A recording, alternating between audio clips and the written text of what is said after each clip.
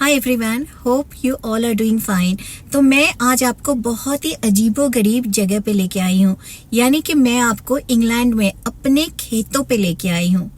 अब खेत, और वो भी इंग्लैंड में, तो यस, चलिए मैं आपको दिखाती हूँ। तो ये रही मेरी पार्क्ड कार। मैंने मेन गेट को बंद कर दिया है। अब आगे की ओर मैं आपको ले चलती हूँ। तो ये जो आप लैंड देख रहे हैं, इसे इंग्लैंड में अलॉटमेंट कहते हैं।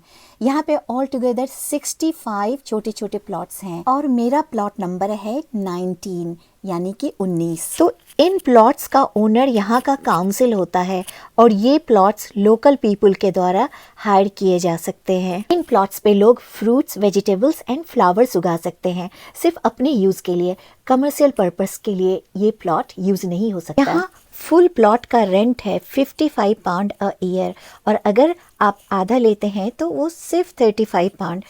ये बहुत ही नॉमिनल रेंट है। मैंने फुल प्लॉट लिया है। तो अलॉटमेंट का कंसेप्ट यूके में ऐसे आया कि जो लोग फ्लैट्स में रहते हैं, जो लोग अपार्टमेंट्स में रहते हैं, उनके पास गार्डनिंग का कोई स्पेस नहीं होता। और ये जो अंग्रेज लोग हैं, ये बहुत ही डीपली बिलीव करते हैं कि गार्डनिंग करना मानसिक स्वास्थ्य के लिए बहुत ही ज़रूरी है और इससे आपकी फिजिकल सेहत भी अच्छी बनी रहती है। और ये देखिए, ये अफ़गानी परिवार है जो यहाँ काम कर रहा है। तो इस अलॉटमेंट पे दुनिया के कोने कोने के सारे एथनिसिटी के लोग काम करते हैं। सब मिलजुल के एक दूसरे को हेल्प करते हैं और बहुत ही प्यारे लोग हैं। अब आपको लगेगा कि मेरे घर में ही बड़ा गार्डन है, फिर मुझे ये अलॉटमेंट कैसे मिल गया? बॉटम ऑफ द लाइन यही है कि इस अलॉटमेंट के कारण मेरी जान बच गई। तो हुआ यूँ कि लॉकडाउन के जस्ट पहले my mother left this world to go to heaven. मेरी मदर के जाने के बाद मेरी लाइफ में से इंटरेस्ट ही ख़त्म हो गया। मुझे महसूस होने लगा कि जब लाइफ इतनी फ्रेजाइल होती है तो हम क्यों सपनों के पीछे भागते रहते हैं। मेरी भी एक लंबी बकेट लिस्ट थी, इसको पूरा करने के लिए मैं ज़िंदगी में बहुत तेज़ भाग रही थी। और जब भी मैं कोई अचीवमेंट हासिल करती तो my mother was the first one who used to be proud. But उनके जाने के बाद फिर मैं किसे इम्प्रेस करती? दुनिया से तो ऐसे भी मुझे कोई मतलब नहीं था, because my mother was everything to me. फिर मैंने अपने फ़ोन को स्विच ऑफ कर दिया, अपने दोस्तों से अलग हो गई, सभी को अपनी ज़िंदगी में ब्लॉक कर दिया। एक योगा और मेडिटेशन टीचर होने के कारण दूसरे लोगों को ढांढस देने के लिए तो मेरे पास शब्दों के खजाने हुआ करते थे, बट मेरे लिए वो सब सिर्फ शब्द मात्र थे। तभी कोरोना का काल आ गया और पूरी दुनिया में लोग उसी दर्द से गुजरने लगे जिस दर्द से मैं गुजर रही थी। उसी समय अपनी कंपनी के रिक्वेस्ट पे मैंने एक माइंड एंड बॉडी प्रोजेक्ट पे काम करना शुरू कर दिया, जो लोगों को मदद करने के लिए था। लॉकडाउन के समय जो डर का माहौल था, उससे लोगों के माइंड एंड बॉडी पे बहुत ही बुरा असर पड़ा था।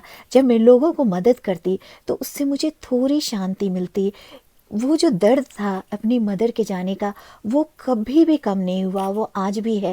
लेकिन मुझे ऐसा लगता था कि मेरी मम्मी चाहती हैं कि मैं दूसरे लोगों के आंसू पोंछूं। यूके में अलॉटमेंट ही एकमात्र ऐसा जगह था जहां लॉकडाउन के दौरान लोग आ सकते थे, क्योंकि ये लोगों के मानसिक स्वास्थ्य के लिए बहुत ही लाभदायक था। इस अलॉटमेंट के सेक्रेटरी का नाम है टोनी।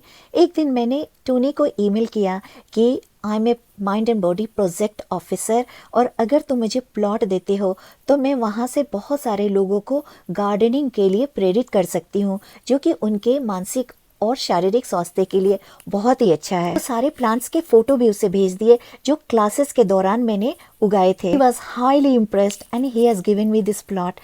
So ये है प्लॉट नंबर 19, मेरा प्लॉट। अभी तो ये बिल्कुल भी खाली है, बिकॉज वर्क इन प्रोग्रेस।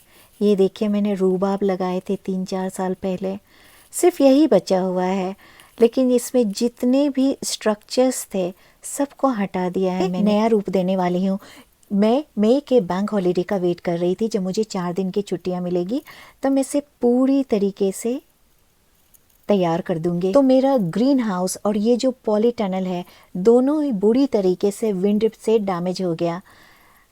अब नया पॉली टनल यहाँ लगाना पड़ेगा। तो ये टनल के अंदर मैं टमाटो एंड क्यूकम्बर उगाती हूँ। ग्रीन हाउस के अंदर इंडियन कद्दू, लौकी एंड मिर्ची। अभी आपको इस अलॉटमेंट के जो सेक्रेटरी है उनके पास ले जाती हूँ। ये थोड़े मेरे से नाराज हो रहते हैं आजकल, मेरे एक बहुत बड़े फैन थे क्योंकि मैं बहुत सारे काम करती थी। आजकल नाराज रहते हैं क्योंकि मैं ज़्यादा दिखती नहीं हूँ यहाँ चलिए, पे। टोनी तो नहीं मिला मुझे, शायद वो चले गए होंगे। अब मैं आपको लास्ट ईयर के अपने प्लॉट को दिखाती हूँ। अभी जो आपने मेरा खाली प्लॉट देखा, लास्ट ईयर वो ऐसा लगता था। तो ये देखिए, ये आर्टिचोक है। क्या आपने कभी आर्टिचोक खाया है? ये one of the finest delicacy माना जाता है, जो कि 5 स्टार होटल्स मिलते हैं। काफ़ी एक्सपेंसिव होते हैं। मुझे जितनी भी सब्जियों के नाम आते हैं, चाहे वो इंडियन हो या इंग्लिश, और हर्ब्स, वो सारे मैंने इस प्लॉट्स पे लगा दिए थे। तो इस तरीके से मेरी अलॉटमेंट की जर्नी शुरू हुई।